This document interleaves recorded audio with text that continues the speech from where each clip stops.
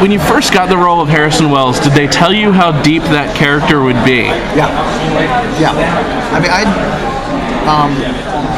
Jeff, I didn't know Jeff, but I knew of Jeff. It's hard not to, you know.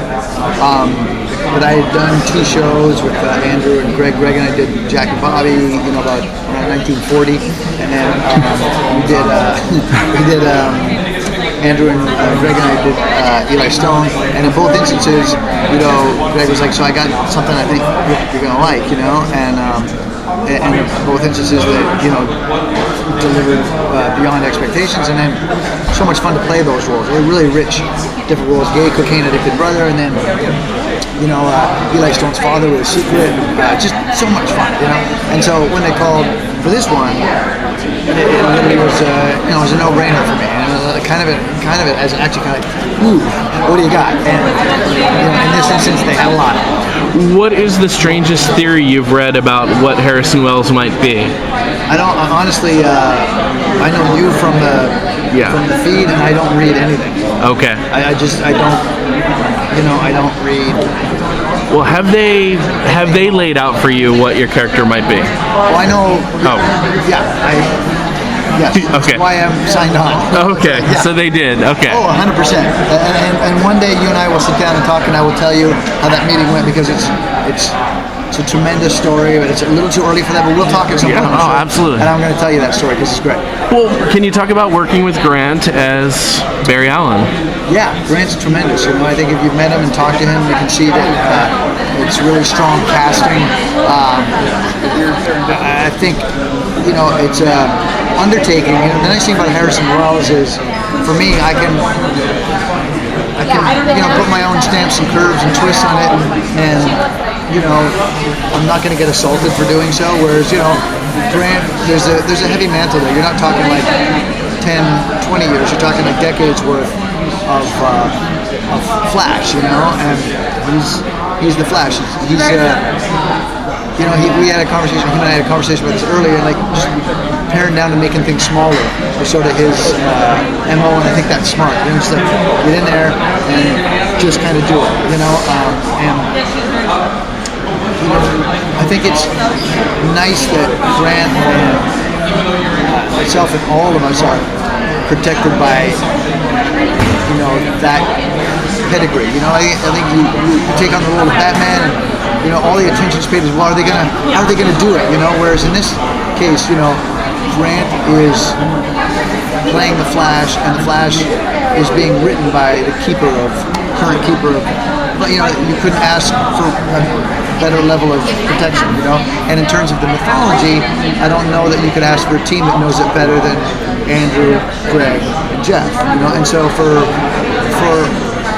Grant and for all of us, having those guys in our corner is a huge boon. Have you read any of Jeff Johns' Flash comic book stories? Oh yeah, of course. So had you been a comic book fan in general? You know, it's funny. I'm careful to say, because I think before I took on this job, I would say yes.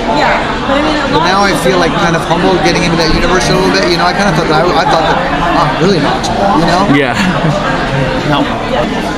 Do we want people who are as knowledgeable as you to come, and we want people who don't know anything about the Flash to come? And so the decision was made then for the pilot to be a Genesis, you know, Flash Genesis, which it is. You know, so if you don't know anything about the Flash, you know, hopefully you'll find enough in the pilot that kind of hooks you. And I think one of the things that's really compelling, you know, beyond Grant's performance, is that the Flash as a superhero is one of the more, I think, attainable and relatable superheroes, because, you know, when you think about his speed, what's his power? Speed. He's fast.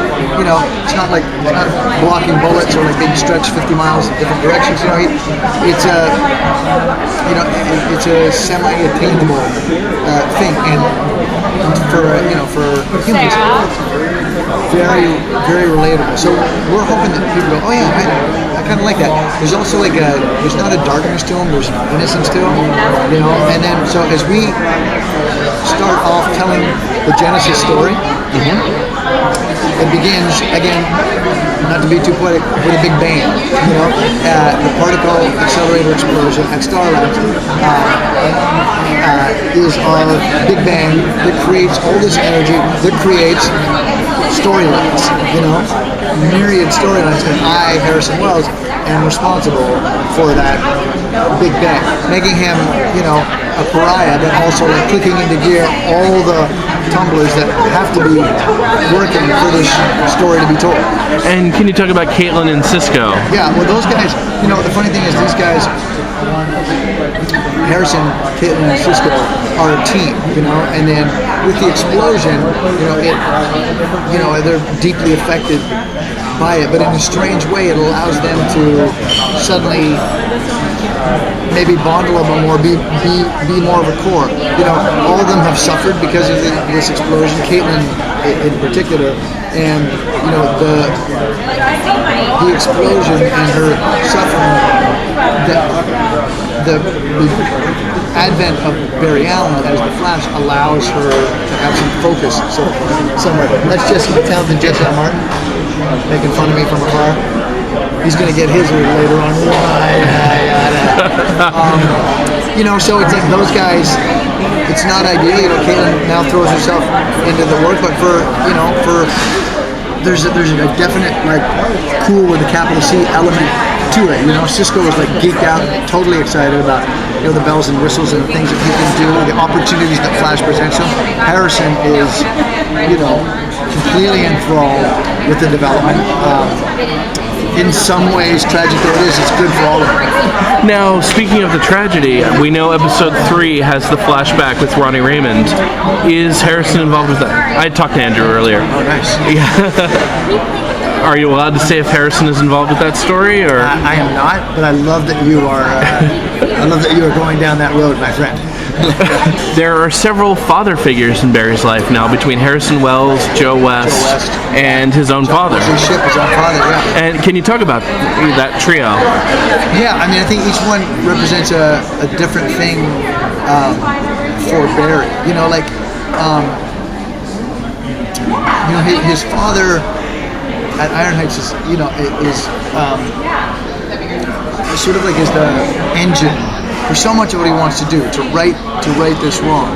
And yet, the person that filled the father role, sat by his bedside at home, took care when he was sick, is Joe West, and that is for want of a better word, his practical father. And then as he enters into this, new persona as the Flash, Harrison Wells sort of takes over some form of paternal role, because he's look, I'm going to guide you through this and walk you through this because Joe can't do it and your father can't do it.